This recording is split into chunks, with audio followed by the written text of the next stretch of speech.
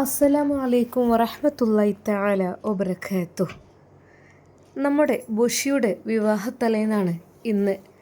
അതെ, ശരിക്കും അജ്മൽ സാറ് അത് നല്ല രീതിയിൽ കൊണ്ടാടുവാൻ വേണ്ടി ആഗ്രഹിക്കുന്നു. കാരണം ഹംദയുടെയും അജ്മലിൻ്റെയും വിവാഹമൊന്നും വീട്ടിൽ വെച്ച് നടക്കാത്തത് കൊണ്ട് തന്നെ അത് എല്ലാവരെയും നാട്ടുകാരെ അറിയിച്ച് ഈ ഒരു വിവാഹം നടത്തണമെന്നതായിരുന്നു അജ്മൽ ആഗ്രഹിച്ചിരുന്നത്. അതുകൊണ്ട് തന്നെ തലേ ദിവസം തന്നെ ആളുകൾ ഒത്തിരി വന്നുകൊണ്ടിരിക്കുന്നുണ്ട്. തൻ്റെ പ്രിയപ്പെട്ട പെങ്ങൾ ബുഷിയെ നല്ല രീതിയിൽ സന്തോഷത്തോടു കൂടി റാഹത്തോടു കൂടി ഇറക്കി വിടണം എന്നതായിരുന്നു നമ്മുടെ അജ്മലിൻ്റെ ആഗ്രഹം. വിവാഹത്തിൻ്റെ തലേ ദിവസമാണ് ഇന്ന്. വൈകുന്നേരം ആകാശം ചെറുതായി ചുവന്നിരിക്കുന്നു. വീട്ടുമുറ്റത്ത് നിറയെ പന്തലാണ്. പച്ചയും സ്വർണ്ണ നിറവും നിറഞ്ഞ കലർന്ന ലൈറ്റുകൾ കാറ്റിൽ ചെറുതായി ആടുന്നു. വീട്ടുമുന്നിൽ ആളുകളെല്ലാം കൂടി തുടങ്ങുന്നു. ഒരുപാട് മുല്ലപ്പൂ കൊണ്ടും റോസാപ്പൂക്കൾ കൊണ്ടും അവിടമാകെ അലങ്കരിച്ചിരിക്കുന്നു. ബുഷിയുടെ വീട്ടിൽ അന്നൊരു സാധാരണ ദിവസമല്ല. ഒരു മുസ്ലിം വീട്ടിലെ കല്യാണത്തലേന്ന് എത്രമാത്രം ആഡംബരങ്ങൾ കൊണ്ടുവരാൻ കഴിയും അത്രമാത്രം നമ്മുടെ അജ്മൽ സാറ് അത് സെറ്റാക്കിയിട്ടുണ്ട്. മഗ്‌രിബ് ബാങ്ക് കൊടുത്തതോടു കൂടി ആളുകൾ കൂടി തുടങ്ങി. എല്ലാവരും മൈലാഞ്ചി ഇട്ട് കൊടുക്കുന്നത് കാണുവാനും എല്ലാം തിങ്ങി നിറഞ്ഞു നിൽക്കുന്നു. അടുക്കളയിൽ സ്ത്രീകളെല്ലാം തിരക്കിലാണ്. വലിയ പാത്രത്തിൽ നെയ്യ് വയറ്റുന്ന ബിരിയാണി അരിയുടെ മണം വീടാകെ പരന്നു.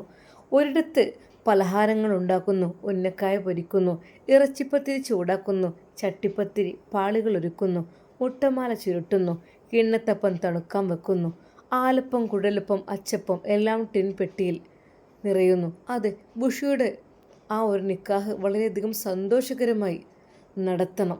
അതിനുവേണ്ടി പ്രത്യേകമായിട്ട് നമ്മുടെ അറബിയുമ്മയും അവൻക്ക് ഒത്തിരി ക്യാഷ് നൽകിയിരുന്നു, മോളുടെ വിവാഹം ഉഷാറാക്കണം എന്നുള്ളത്. പക്ഷേ ഷാമിലിൻ്റെ കൂടെയുള്ള വിവാഹമല്ല എന്നുള്ളത് അത് അറബിയുമ്മയെ കൂടുതൽ വിഷമത്തിലാക്കിയിരുന്നു.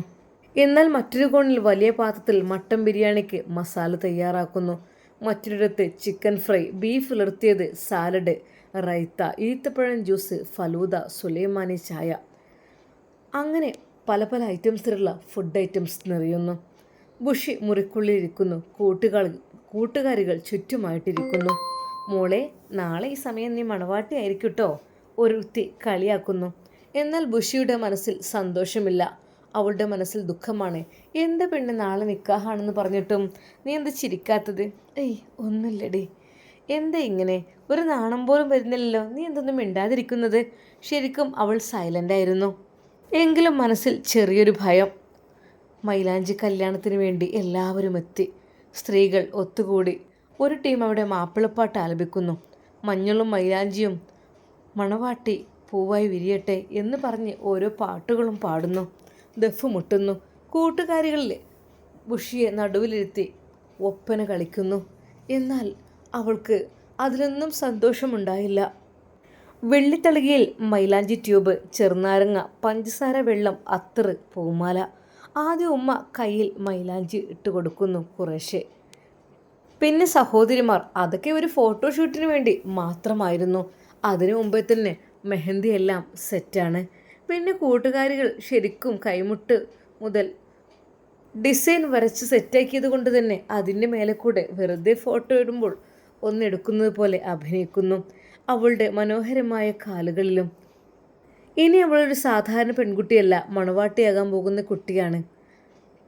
എന്നാൽ അതിനുശേഷം മഞ്ഞൾ കല്യാണമാണ് അവിടെ നടക്കുന്നത്. മഞ്ഞളും ചന്ദനവും റോസ് വാട്ടറും ചേർത്ത് വലിയ പാത്രം. കൂട്ടുകാരികൾ, ബുഷി കണ്ണടക്ക് പെണ്ണേ. അവളുടെ കവിളിൽ ആദ്യം മഞ്ഞൾ പതുക്കെ പുരട്ടി, പിന്നെ കയ്യിൽ, പിന്നെ എല്ലാവരും കളിയായി അല്പം അല്പം തേച്ച് ചിരിക്കുന്നു. മുറി മുഴുവൻ ചിരിയാണ്. ആ കൂട്ടുകാരികൾ പാട്ടുപാടുകയാണ്. നാളെ മാപ്പിള വരും, ഇന്ന് മണവാട്ടി ഞങ്ങളുടെ സ്വന്തമാണ് എന്നുള്ള രീതിയിൽ പാട്ടും കവിതയുമായിട്ട് അവരെങ്ങനെ. പിന്നെ പലഹാര വിരുന്ന്. വലിയ തട്ടിൽ ഉന്നക്കായയും ഇറച്ചിപ്പത്തിരിയും കിണ്ണത്തപ്പവും ചട്ടിപ്പത്തിരിയും, മുട്ടമാല, അച്ചപ്പം, പഴം നിറച്ചത്, കുഴലപ്പം, സുഖേന് എല്ലാവരും തിന്നുന്നു. രാത്രി 10 മണിക്കാണ് ഡിന്നർ കഴിക്കുന്നത്. മട്ടൻ ബിരിയാണി തുറക്കുന്ന സമയം. അത് എല്ലാവരും ആകാംക്ഷയോടെ അത് നോക്കി ഇരിക്കുന്നു. പാത്രം തുറന്നപ്പോൾ ഉയരുന്ന നീരാവി. സുബ്ഹാനല്ലാഹ്, മണവും മതി. ആ മണം തന്നെ മതി വയറ് നിറഞ്ഞു. എല്ലാവരും അതാ ആ ഭക്ഷണത്തിൻ്റെ അടുത്തേക്ക്. എല്ലാവരും അതാ ടേബിളിൽ ഇരുന്നു. അപ്പോഴേക്ക് വീട്ടുമുറ്റത്ത് നീളമുള്ള മേശ. സ്ത്രീകൾ വേറെ, പുരുഷന്മാർ വേറെ. കുട്ടികൾ ഓടിക്കളിക്കുന്നു. വീട്ടിൽ കല്യാണത്തിൻ്റെ ജീവൻ. എല്ലാവർക്കും വേണ്ടി അതാ മട്ടൻ ബിരിയാണിയും തലേ ദിവസം അവിടെ വിളമ്പി. മോളെ കഴിക്ക്, ബുഷിയോട് ആരൊക്കെയോ പറഞ്ഞു. പക്ഷേ ബുഷിക്ക് വായിലേക്ക് വെക്കുവാനേ കഴിയുന്നില്ലായിരുന്നു. അവളാകെ ടെൻഷനാവുകയായിരുന്നു. എന്താണെന്നറിയില്ല.